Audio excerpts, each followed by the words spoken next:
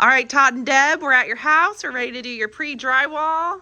This is our dear old Jerry. Hey, Todd and Deb. Okay, so I'm going to run through. We're going to post this on YouTube. Any questions you have, follow back up with me and/or Krista, of course. So we're going to start in the garage, and I'm just going to kind of give you some highlights. You know, this could easily be a 1 day, 8-hour video, but you know, you got to kind of condense it down. So obviously one thing you immediately see as she's spanning is insulation, because you got insulation because one of your mini options was the Garage finish package. garage option. So you get insulation in the walls, you'll get insulation in the ceiling eventually. So I got that accounted for. As she's spanning around, this will be where your water heater is. I built a wall here so you don't bash into your water heater. Got to do that for code anyway. Couple outlets to make note of. You've got outlets all over the place. You've got an outlet here. You've got an outlet here in this third car garage. You've got another outlet here. Your main panel box is going to be here. 200 amp main. I'll have everything written, nice pretty print, so there's no hieroglyphics, so you're wondering what the crap does this breaker go to, Jerry. I'll have it all labeled for you, nice and pretty. Now you've got a switch here. Oh, here's my Harley Davidson ring. Hang on, I gotta sack somebody. You've got a switch there. These are the low voltage for each one of these. Go to each one of your garage door openers. I've got another outlet here on this wall, and then on your left exterior wall, you've got another outlet.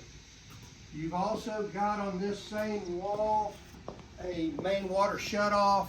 We'll talk about that prior to closing. This will shut off all of your water except your irrigation. Your irrigation is going to be on its own clock, on its own shutoff valve, so you can operate them independently.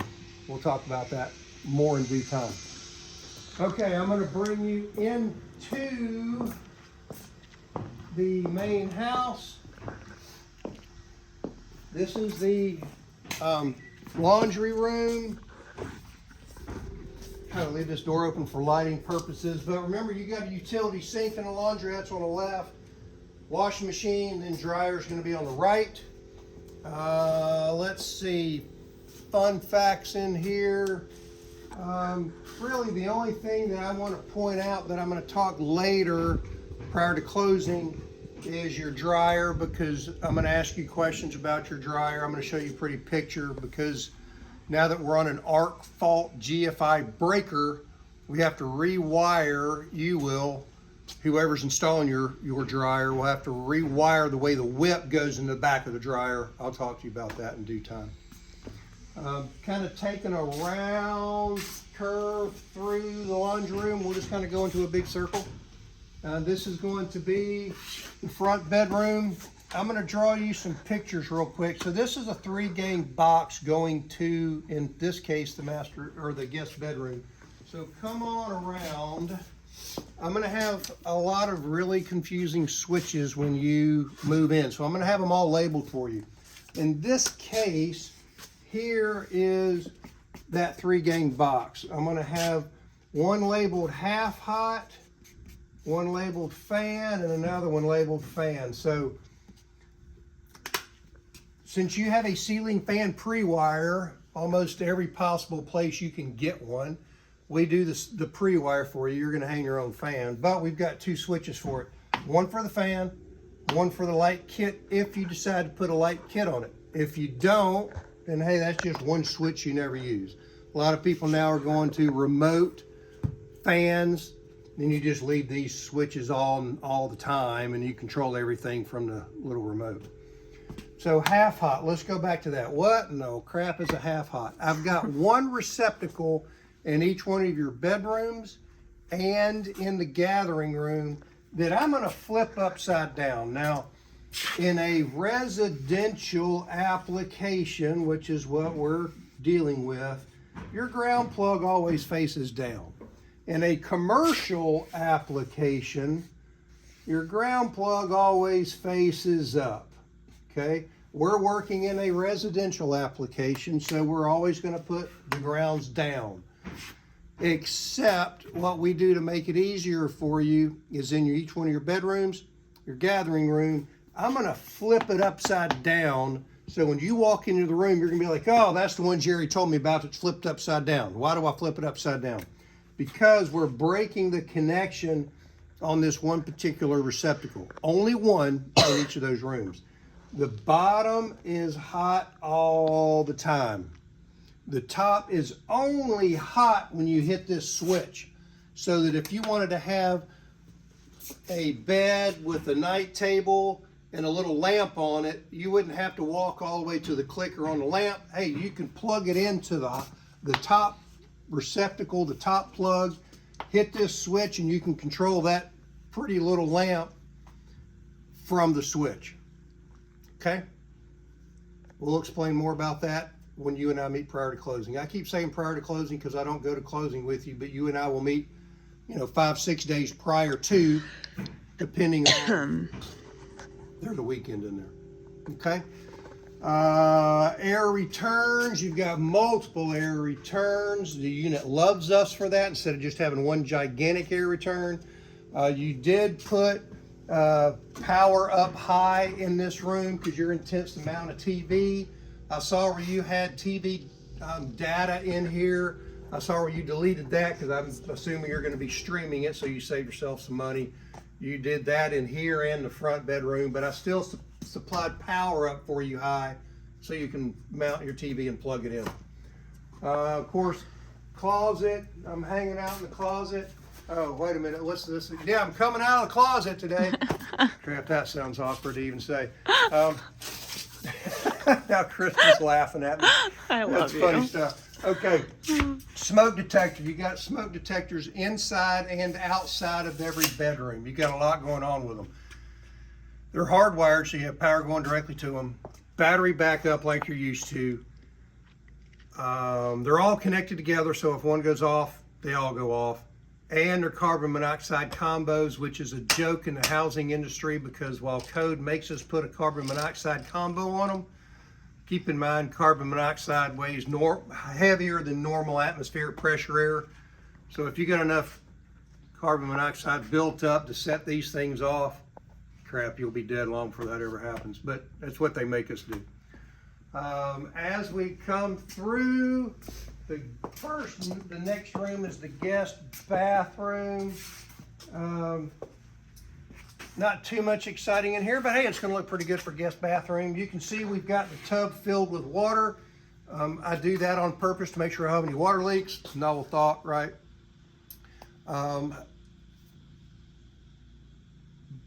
Behind Krista, yay! Here's your thermostat. This is going to be on that hallway off the laundry room, so you'll have a thermostat there. This is right across from that is your storage room. Remember that? This is where you put your technical can for all your TV data drops and all your low voltage. You also added 2 outlets in here. I forget what you were going to use them for. You told me, but there's an outlet here and there's an outlet here, so I have those accounted for. Even though this room is surrounded by a conditioned space, we still give you a supply register in here. Don't have to by code. It's just a good best practice. So you still have this condition because we don't know what you're going to use this room for.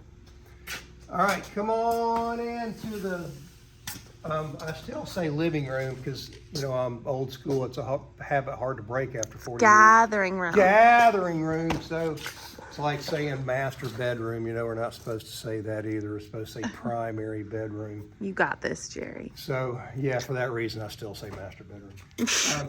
In the gathering room, you got a lot going on in here.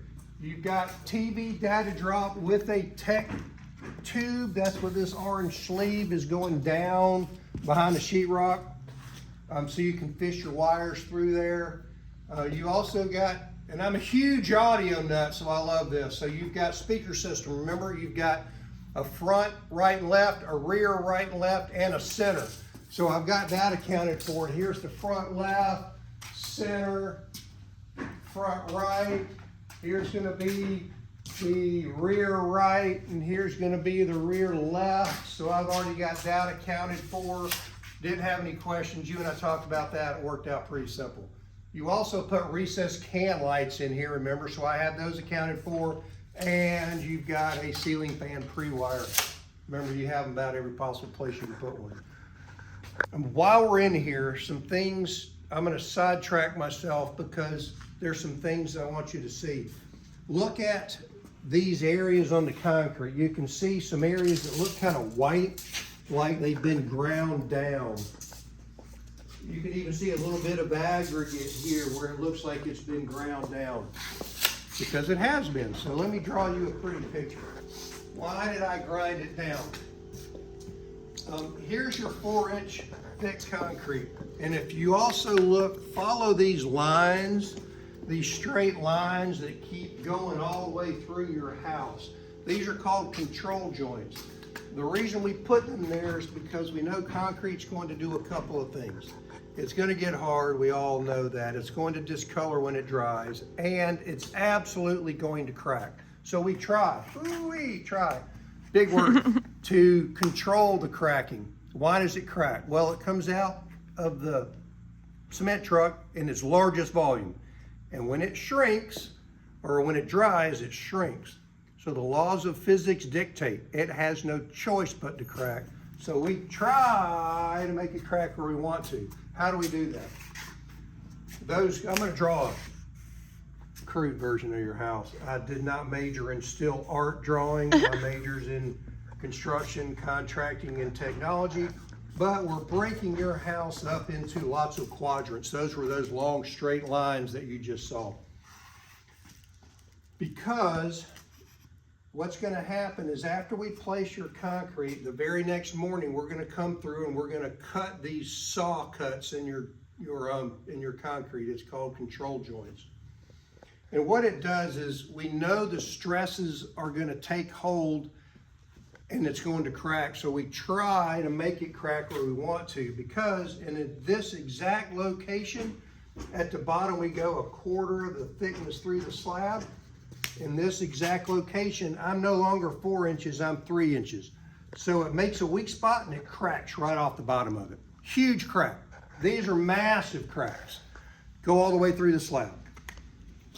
Now, from time to time, you have what's called random plastic shrinkage cracks.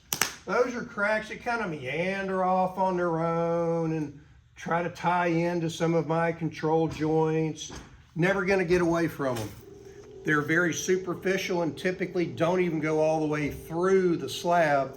These are really minor cracks compared to mine, because mine are huge cracks. You're always gonna have some random plastic shrinkage cracks. No concern, especially no concern since mine are even huge. But we break the slab up because we know it's gonna crack. Now, going back to why we grind these off. I made this look really pretty. Your concrete really is not flat. It really kind of does that. And here's your 4 inches again. The only thing that's going to be perfectly smooth and flat in your house, only thing is going to be your countertops, because they're run through CNC machines. Your walls, your ceilings, your floors, none of that, your siding, none of that's going to be perfectly flat. Wasn't ever intended to be. Far flatter than plaster. Remember, we used to do plaster on the walls with metal lap. Far flatter than that, but it's never intended to be perfectly flat. However, your concrete is take a picture of this, your concrete has 1/4 inch and 10-foot tolerance. However, your flooring has an 1/8 and 10-foot tolerance. They do not like each other at all. So we try to make them play well in the sandbox together. So what we're gonna do is grind some of these high spots off, and we come in with lasers and straight edges, and we'll grind those high spots. That's what you see us doing on the floor.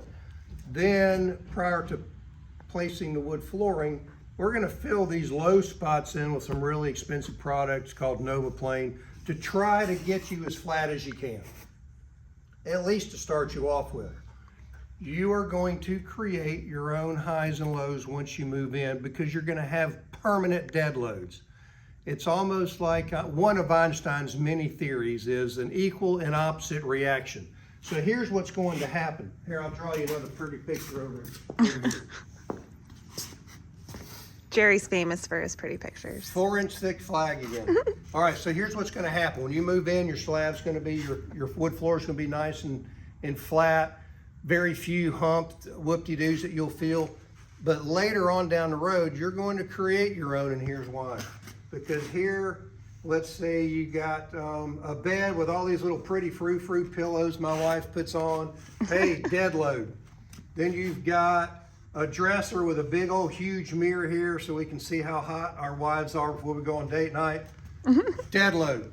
Here's a good one. We were just finished laughing about this a couple weeks ago. In the dining room, big old massive dresser with a big old headboard above it. And what do I got? I've got all of these dishes we got when we got married, and I ain't seen a single one of them outside of the glass yet. Certainly hadn't eaten off of one of them, but still dead load. All right, so what happens is you're pressing on here and you're creating low spots, equal and opposite reaction. Here comes your high spot. You're pressing low spots, high spots, low spots. You're creating your own highs and lows to a degree. You're never going to get away from that. Okay? Love concrete. I could make this a 4-day seminar just on its own. If you want any more information on concrete crap, I'll be happy to tell you. Here's one thing that we do that's above what code even requires, but you never know unless I told you or drew you a pretty picture. All right, so I'm going to draw you a sectional view of your concrete. Okay, here is the footers. Here's your final grade going off in that direction. Rebar in the bottom of these footers. Code requires me to put a vapor barrier below your concrete. Why do we do that? Because here the water table is so high, we're concerned with hydrostatic pressures. And hydrostatic pressures will cause water in the form of vapor to defy the laws of gravity, sometimes in liquid form, and it will rise up, and I don't want it to impede with your wood flooring or any flooring. However, the code does not address the footer. And I'm deeper into the slab with your footer, into the dirt, than I am with your slab. So I still have hydrostatic pressures coming all around this footer. We're taking this plastic and we drape it all the way into this footer until I get to grade level. It does two things for me. One, it keeps my hydrostatic pressures at bay. And two, by code, I have to be 3 inches away from the side with these pieces of rebar because they want to shift around from the weight of the concrete when I place it. I don't care where these shift around, they're never going to touch the side of the footer anyway. Can't have metal in contact with dirt. Eventually it's going to rust, generations down the road. You or I might not even be here at that point, but I have to account for whoever is. I've always got it protected by that plastic. Whew, that's a lot of information. You did Scan great. this, look at all your hieroglyphics. I'm going to be in your house somewhere. I just don't know where this piece of sheetrock's going to land, but I'll be in here with you forever and ever, amen, somewhere. Okay. They're so lucky. All right, let's keep going around the corner. This is kind of spanning the kitchen area. You've got a lot going on in the kitchen. You have a lot of penetrations through your drywall. I'll give you an example. You have backsplash, you've got electrical outlets through the backsplash. It's a bad day when an electrician calls you and says, hey, I've got an electrical outlet, I don't have power to it. And we start looking, that's because whatever outlet's feeding that one's been covered up by drywall, insulation, now we tiled over it. That's a bad day. Then we're ripping everything apart. So learning from experience, that happened to me about 15 years ago.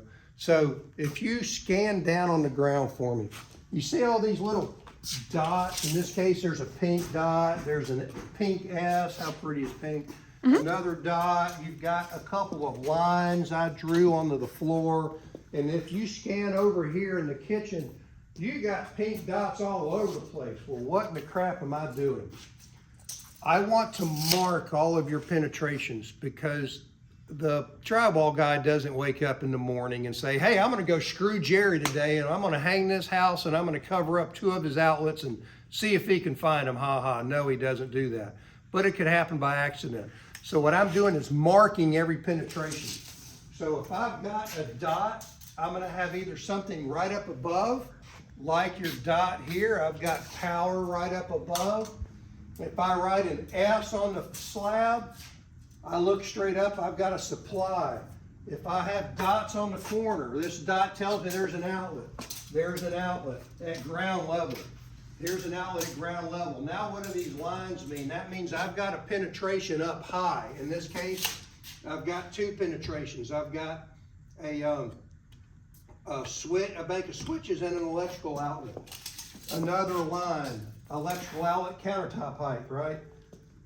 Dot for an outlet low. These 2 lines, I've got your direct vent, remember that? And power for that vent, so I've got penetrations up high.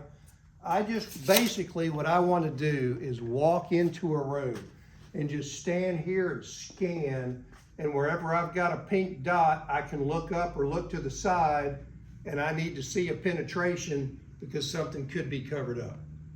That's the method to my madness. Over here, let's bring you in here. I want to show you what these little blue lines and green lines are. So the green lines are lines that have little tiny holes in them. The blue lines are your transmission lines. They don't have tiny holes. This is for your pest control. So you have Home Team is in control of your termites, which you're going to have a 1-year termite bond by law anyway. They also have control of your pests, your bugs, spiders, crickets, all little things you don't want hanging out with you in the house. We rough it in. It's kind of like Terminex. Everybody knows Terminex. They have a national account. If you have Terminex for an account, they're going to come spray inside the house, spray in penetrations around door openings, but you got to be there for that. And they're going to spray around the house. The beauty of this system is with Home Team is they're really truly getting inside all of your walls. And if you're on vacation or something, you're like, oh crap, honey, we forgot Home Team's coming for pest control. Well, no harm done. All these lines terminate to the outside of the house in a little locking door. So they're going to get inside your house without getting inside your house. It's an awesome system. I rough it in. We'll talk about it later on. It's up to you to get a contract with them after closing. Kind of keep the bugs at bay. Okay? As we keep cruising around, I'm coming out of the closet again, Crystal. Stop. Cruising into the foyer. Of course, I've got doorbell up high, and I've even got a slash on the ground for that. Coming into your library, if you want to call it a library. And again, you've got an air return. In fact, I even wrote down here, look at the R. I wrote an R down here in pretty pink so I can look up, make sure I got an air return.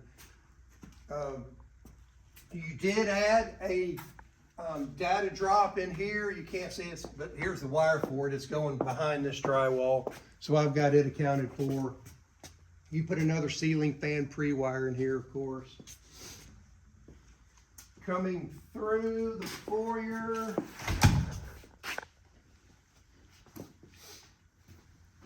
Linen closet or coat closet. It'll really be set up for a coat closet, but a lot of people turn it into a linen closet, add extra shelves in it. This is the front bedroom. Ceiling fan pre-wire. Some of this starts to get a little redundant. This is the other power I was telling you about. You have power up high to mount your TV. You're probably going to stream them, which is really common. Closet for this said bedroom. Here's your bathroom, the bath 2. Pretty straightforward. Direct vents going outside. There's no venting direct vented up into the attic. It's all going directly outside.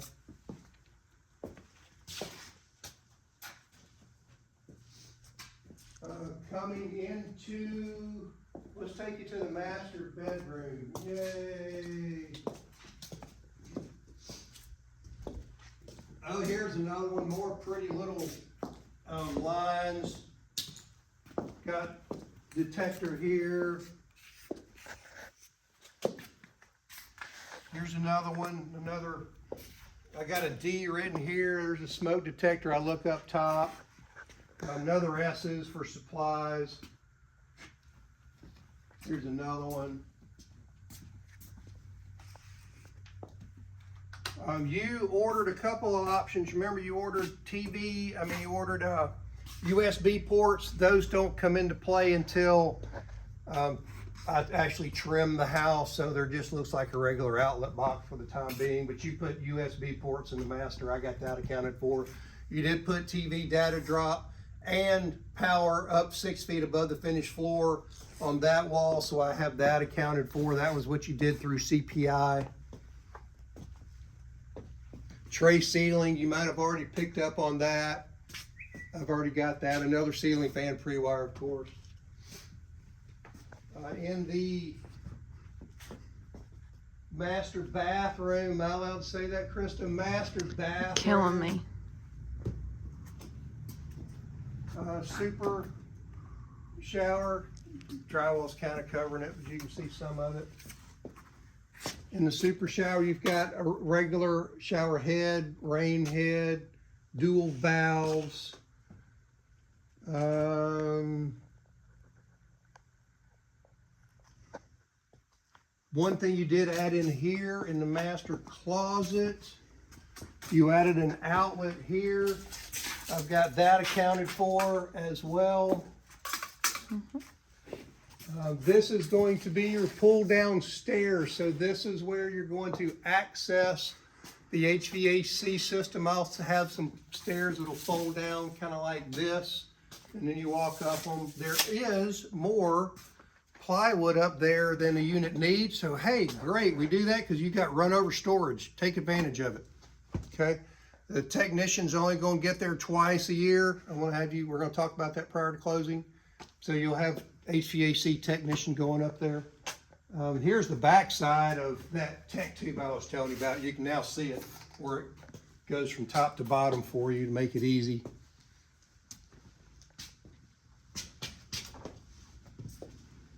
Let's see, what else? Things that we do that is kind of out of the norm. Hey, let's spin around. You can see it right here. Normally, we're not as concerned about insulation as we are air infiltration. So in the past, we used to have, this is just a normal T-pocket from an interior going to an exterior wall. And we'd have this stuffed full of lumber, stuffed full of studs. While 2x4s or lumber, wood is an insulative property, it's nothing like insulation.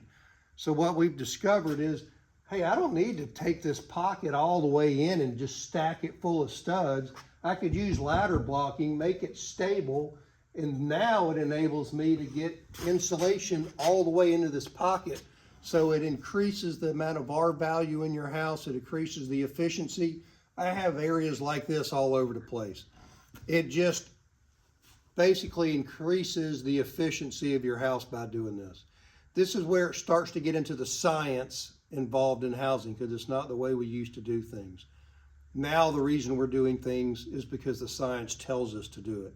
We used to do things in the past, and you know, my dad and grandpa taught me, even the higher education learning, you know, in college used to teach you to do X, Y, and Z. Well, here I date myself. That was, 40 something years ago, 35. I don't want to date myself too bad.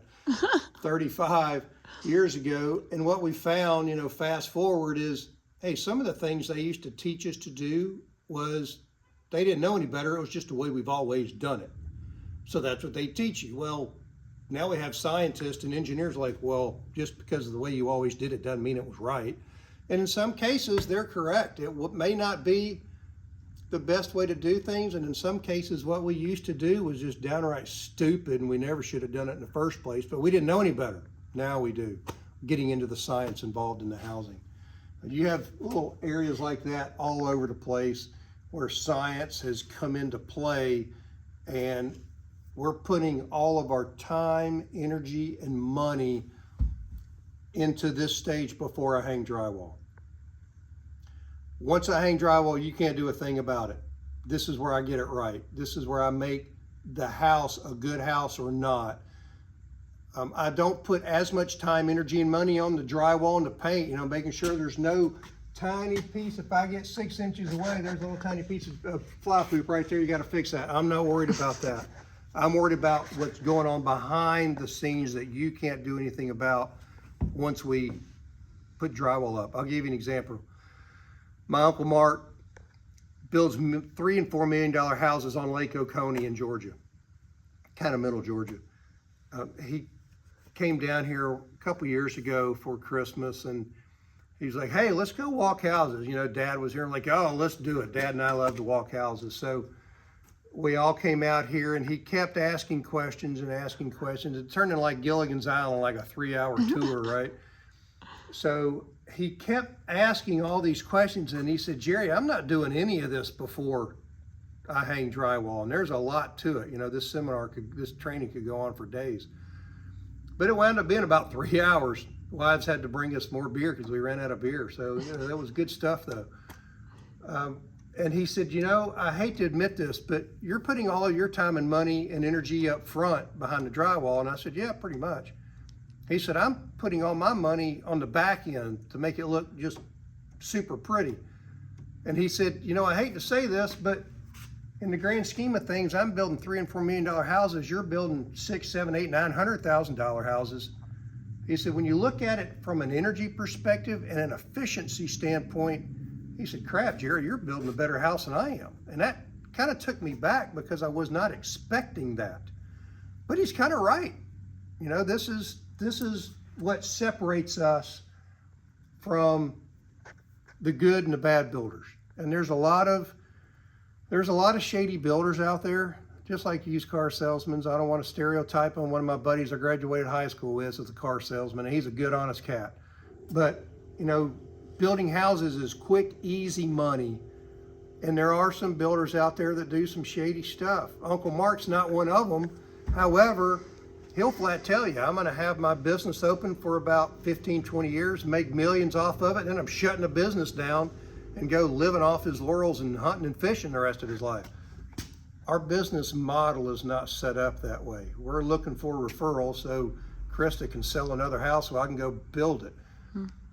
This is where we're putting all of our time and energy.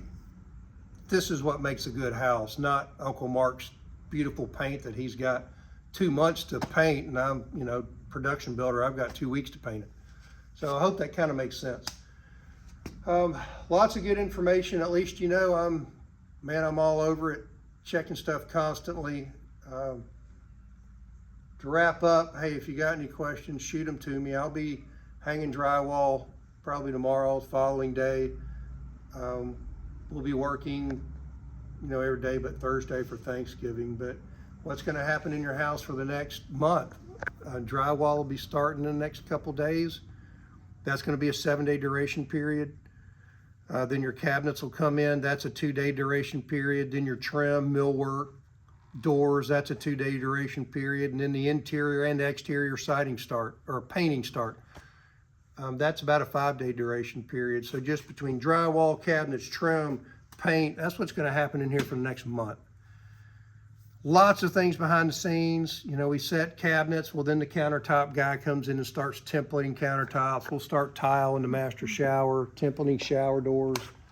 A lot of things going on behind the scenes, but at least that's your big ticket items of what will happen for the next month. So I hope this was somewhat educational. Again, I could go on for, you know, 3 or 4 days, and Krista and I'd have to put a tent in here and camp out because, you know, we'd keep on doing videos. But it's good stuff. I love it. That's why I'm still doing it. I got my hat in a lot of stuff, but I still like building, and hey, it's fun. I get instant gratification from it and makes me happy. So there you go. Talk to you later. Thank you, Jerry. You're welcome. Bye.